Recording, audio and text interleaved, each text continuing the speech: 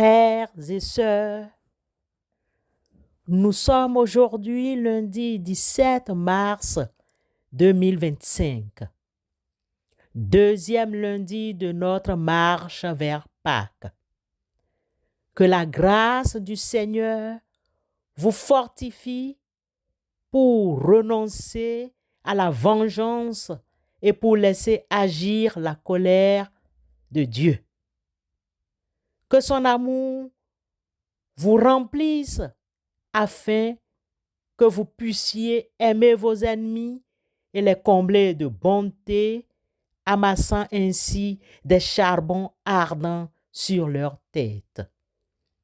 Que vous soyez toujours victorieux du mal par le bien et que la rétribution divine soit votre espérance. Amen.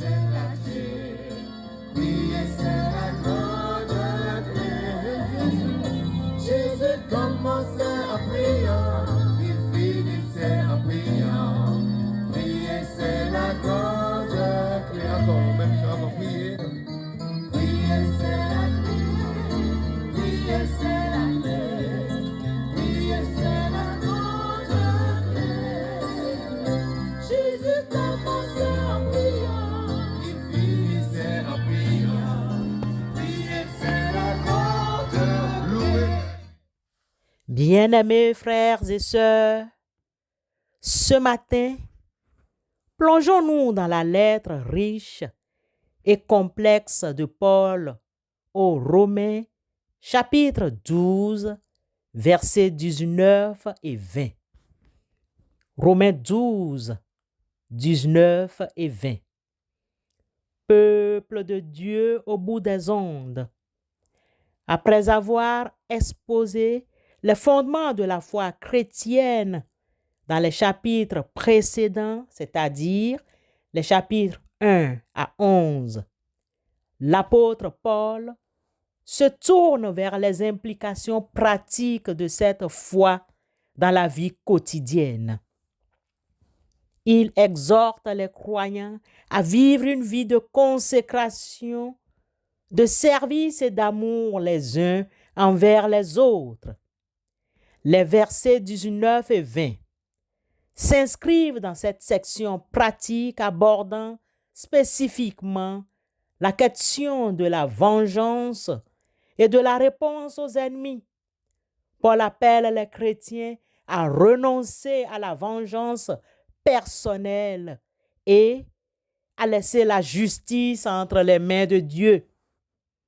Pour être plus convaincant, Paul utilise 4 concepts: la vengeance, la colère, la rétribution, les charbons ardents. Comprenons le sens. Qu'est-ce que la vengeance? Dans le contexte biblique, la vengeance consiste à rendre le mal pour le mal, à chercher à punir ceux qui nous ont offensés. Paul enseigne que cette vengeance appartient à Dieu seul, car lui seul est parfaitement juste et sait comment rétablir l'équilibre. C'est à moi à faire la vengeance et la rétribution. Quand leur pied chancellera, car le jour de leur malheur est proche, et ce qui les attend se hâte. Deutéronome chapitre 32, verset 35. Dans cette répétition du décalogue, Dieu confirme qu'il est celui qui exerce la vengeance. Parlons de la colère. La colère dont il est question ici est la colère de Dieu, sa juste indignation face au péché et à l'injustice. Paul exhorte les croyants à laisser agir cette colère divine à faire confiance à Dieu pour qu'il rende justice en son temps et à sa manière. Laissez agir la colère. Romains 12, 19. Ici, il s'agit de la colère de Dieu, sa juste indignation contre le péché. Par contre, le même apôtre, dans sa correspondance aux Éphésiens, chapitre 4, verset 26, nous enseigne qu'il est possible de ressentir de la colère, mais nous devons la gérer de manière à ne pas pécher. Qu'est-ce que la rétribution ou qu'en est-il de la rétribution? La rétribution est l'acte de rendre à chacun selon ses œuvres, de récompenser le bien et de punir le mal. Paul rappelle que cette rétribution appartient à Dieu qui est le juste juge suprême. Lisons à tête reposée Matthieu 16, 27. Jésus confirme que il reviendra pour rendre à chacun selon ses actions. Pourquoi l'Épître insiste sur les charbons ardents? L'expression charbon ardent sur sa tête est une image tirée de l'Ancien Testament. Proverbes 25, 21 et 22. Elle ne signifie pas infliger de la douleur ou de la souffrance à l'ennemi, mais plutôt susciter en lui un sentiment de honte et de remords par notre bonté et notre amour. En d'autres termes, en faisant du bien à son ennemi, cela peut l'amener à prendre conscience du mal qu'il a commis. Bien-aimés frères et sœurs, ce passage de la lettre aux Romains, chapitre 12, versets 19 et 20, nous invite à une profonde réflexion sur notre attitude envers nos ennemis et sur la nature de la justice. 4 points nous concernent ce matin. Le premier est que malgré tout ce qui se passe, renonçons à la vengeance personnelle. Au lieu de chercher à nous venger, nous sommes appelés à confier nos blessures et nos injustices à Dieu en lui faisant confiance pour qu'il agisse selon sa sagesse. Venez, retournons à l'Éternel, car il a déchiré, mais il nous guérira. Il a frappé, mais il bandera nos plaies. Osée 6, 1. Le deuxième point est d'aimer nos ennemis ou aimer ceux et celles qui se déclarent nos ennemis. L'amour pour nous en tant que chrétiens ne se limite pas à nos amis, mais s'étend également à nos ennemis en leur faisant du bien. Nous témoignons de l'amour de Dieu et nous leur offrons la possibilité de se repentir. Le troisième point est de faire confiance à la justice divine. Nous devons avoir la certitude que Dieu est juste et qu'il rétablira l'équilibre en son temps. Notre rôle n'est pas de nous faire justice nous-mêmes, mais de laisser Dieu agir, car l'Éternel aime ce qui est droit et il n'abandonne pas ses fidèles. Ils sont toujours sous sa garde, tandis que la descendance des méchants est exterminée. Psaume 37, 28. Et le dernier point, bien-aimés frères et sœurs, il faut vaincre le mal par le bien. La meilleure façon de répondre au mal n'est pas de rendre le mal, mais de le vaincre par le bien. En agissant ainsi, nous brisons le cycle de la violence et nous témoignons de la puissance transformatrice de l'amour de Dieu. En conclusion, Romains 12, 19 et 20 nous appellent à une attitude de confiance en Dieu, d'amour envers nos ennemis et de renoncement à la vengeance personnelle. En suivant ces enseignements, nous pouvons vivre une vie qui glorifie Dieu et qui témoigne de sa grâce transformatrice.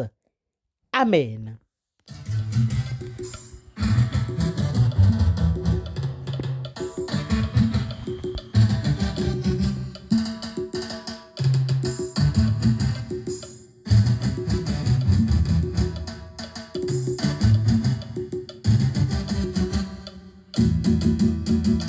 Ne m'abandonne pas, ô Seigneur, pitié, Jésus. Je suis au fils de la vie, aie pitié de moi. Quand je suis aveugle, je t'assure, ô Seigneur, fais-moi retrouver la vue. Ne m'abandonne pas, ô Seigneur, pitié. Lorsque Jésus se rendait à Jéricho, il a rencontré un aveugle nommé Bartimée, qui s'est mis à crier son nom tout haut. Ô Seigneur Jésus, toi seul pourras me sauver. Et il se mit à crier, il se mit à pleurer.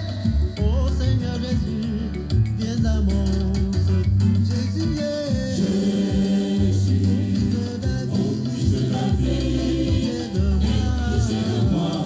Quand je suis aveugle, je t'assure, Seigneur, fais-moi retrouver la vue. Ne m'abandonne pas, ô Seigneur, pitié. Prions Dieu. Éternel notre Père, nous venons devant toi reconnaissant notre faiblesse et notre besoin de ta grâce. Nous te prions de nous délivrer de l'esprit de vengeance, de la colère destructrice et du désir de rétribution. Aide-nous à te faire confiance pour la justice et à répondre au mal par le bien, sachant que tu es le seul juge véritable. Éternel notre Dieu, nous te confions aussi ceux et celles qui souffrent, les malades, les détenus et tous ceux et celles qui sont affligés. Apporte-leur ta guérison, ton réconfort et ta paix. Touche les cœurs de ceux et celles qui sont emprisonnés, qu'ils puissent trouver la repentance et la rédemption en toi. Que ton amour transforme nos cœurs et nous rende capables d'aimer comme tu nous as aimés. Aide-nous à pardonner ceux et celles qui nous ont offensés et à chercher la réconciliation plutôt que la vengeance. Nous te remercions pour ta grâce et ta miséricorde. Au nom de Christ Jésus, notre Sauveur, nous te prions. Amen.